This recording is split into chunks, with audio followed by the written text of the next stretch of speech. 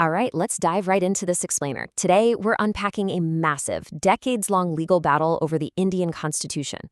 But we aren't just looking at the history here. We're going to focus heavily on the mechanics, how top-tier lawyers structure their arguments to literally shape that history. We'll be looking at how they spot the right legal principles, how they apply them to the facts, and how they use crystal-clear writing to lay out powerful counterarguments. It's essentially a masterclass in structured legal reasoning. Can a government legally amend the Constitution to destroy your fundamental rights? I mean, it sounds like a total paradox, right? But this single, super provocative question sparked a constitutional tug-of-war that's been raging for over half a century. Seriously, can a democratically elected body use the rulebook to dismantle the rights of the very people who elected them? Well, we're going to logically break down exactly how the courts wrestled with this massive problem. To see how this balance of power shifted, we'll trace this historical arc through 6 key milestones. First, the Article 13 fault line. Then, the era of unlimited amending power. Third, the judiciary pushes back. Fourth, the basic structure compromise. Fifth, testing the doctrine's limits. And finally, modern-day constitutional battles. So, starting off with Section 1, the Article 13 fault line. The Constitution flat out says the state cannot make any law that takes away fundamental rights. But here's the ultimate legal puzzle. Does the word law actually include a constitutional amendment? That single definition literally changes everything. Now, to cut through the complexity of these cases, we're going to use a really structured legal method for each milestone. First, what are the facts? What's the core conflict? Second, what principle or legal rule was applied? Third, what was the court's reasoning? And fourth, and this is crucial, what's the counterargument? Because good legal writing always anticipates and tackles the opposing view head-on. And hey, the absolute bedrock of clear legal writing is defining your terms right up front. This whole debate hinges on splitting 2 concepts. First, legislative power. That's just your everyday making of ordinary laws, which absolutely has to respect fundamental rights. But then you have constitution power. This is a higher order power. It's the power to amend the Constitution itself. Keep these 2 definitions in your back pocket, because they're the exact tools these lawyers use to build their cases. Moving into Section 2, the era of unlimited amending power. Let's see how this all builds, starting with a time when the legislature held the ultimate trump card for driving socioeconomic change. You can see the pendulum swinging wildly here. We kick off with unlimited parliamentary power in 1951, which gets reaffirmed in 1965. But then, boom, a strict judicial blockade drops in 1967 before the whole thing finally settles into a delicate compromise in 1973. So let's apply our structured reasoning to that very first case in 1951. In the 1951 Shankari Prasad case, they were challenging early land reform laws. The court used a structural reasoning approach. They decided that law in Article 13 only means ordinary legislation, not constitutional amendments. So, the conclusion? Parliament can amend fundamental rights.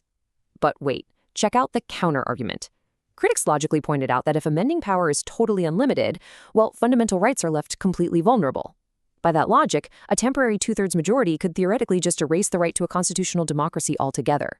That's a huge deal. It is honestly amazing how one brilliantly written counterargument can shift the course of history. In a 1965 case that basically reaffirmed Parliament's power, Justice Mudholkar wrote this incredible dissenting opinion. With absolute crystal clarity, he asked, does the Constitution have a basic structure or framework that even a formal amendment can't touch? Now, he wasn't in the majority here, but that clear written thought planted a seed that would completely upend constitutional law 8 years later. Which brings us to Section 3, the judiciary pushes back. Because by 1967, the courts started getting genuinely spooked by the cumulative effect of these unlimited amendments. They realized rights that were supposed to be fundamental were basically becoming totally negotiable. So, in the landmark Golek-Noth case, the majority hits the brakes and abruptly reverses course. Their reasoning? They decided that amendments actually are ordinary law under Article 13, which suddenly made fundamental rights entirely unamendable. Huge win for rights protection, right? But putting our structured legal thinker hats on, we have to look at the counter-argument. The dissent and the government correctly pointed out that this ruling basically froze the Constitution in time. I mean, if elected reps can't amend rights, they can't recalibrate them for changing socioeconomic needs, like really essential land and economic reforms. And that tension leads us to Section 4, the basic structure compromise. Parliament wasn't just going to take that pushback lying down. They passed the 24th Amendment to expressly grab back their unlimited amending power. And this direct clash, it set the stage for 1973's Kesavananda Bharti case, which is, without a doubt, the most famous legal showdown in Indian history.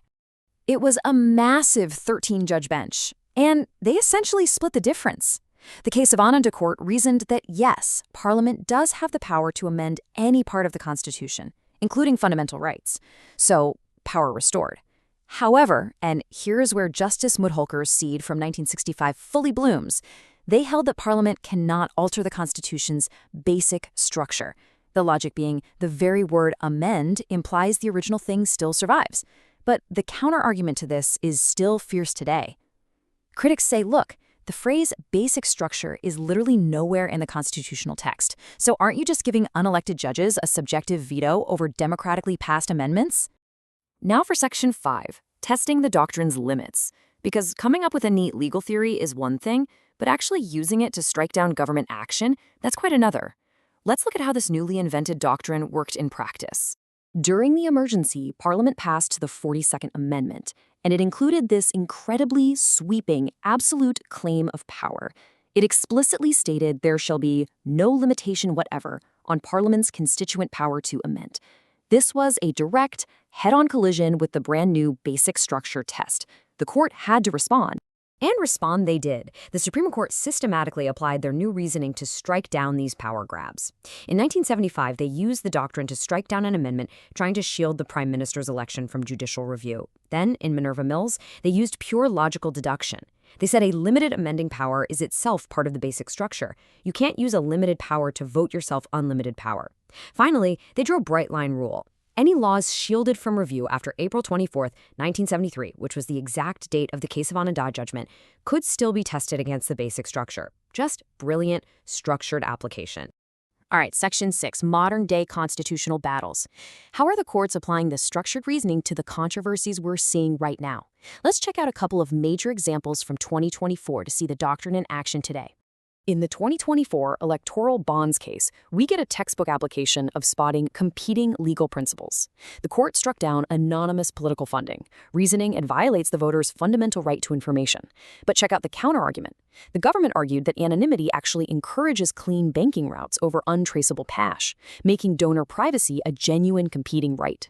You see, clear legal reasoning isn't just about pointing out a violation. It's about the really tough job of weighing which of two totally legitimate, rights-based claims should actually win out. Furthermore, clear legal writing demands absolute precision. In the 2024 UP Madarsa case, the Supreme Court clarified a boundary that honestly gets blurred a lot. They explicitly ruled that the basic structure doctrine applies strictly to constitutional amendments, not to ordinary state laws. You can't just use abstract values like secularism as some free-floating excuse to strike down an ordinary statute. You have to point to a specific, textual violation of a fundamental right. So looking back at this historical throughline, we've really mapped how a highly structured, rigorous legal debate completely transformed the landscape. We kicked off with unlimited parliamentary power in 1951, swung all the way to total judicial restriction in 1967, finally found the basic structure compromise in 73, and arrived at today's settled but definitely nuanced equilibrium. Now, the boundaries of both Parliament and the judiciary are meticulously defined. Ultimately, Parliament has the power to amend the Constitution, but the courts have kind of appointed themselves as the protectors of its core identity. Which leaves us with one final, pretty provocative thought to chew on. If unelected judges get to define the invisible boundaries of the basic structure, and elected representatives are completely bound by it, who truly holds the ultimate power in a modern democracy? It's a debate that requires razor-sharp legal reasoning, and honestly, it's a debate that is far from over.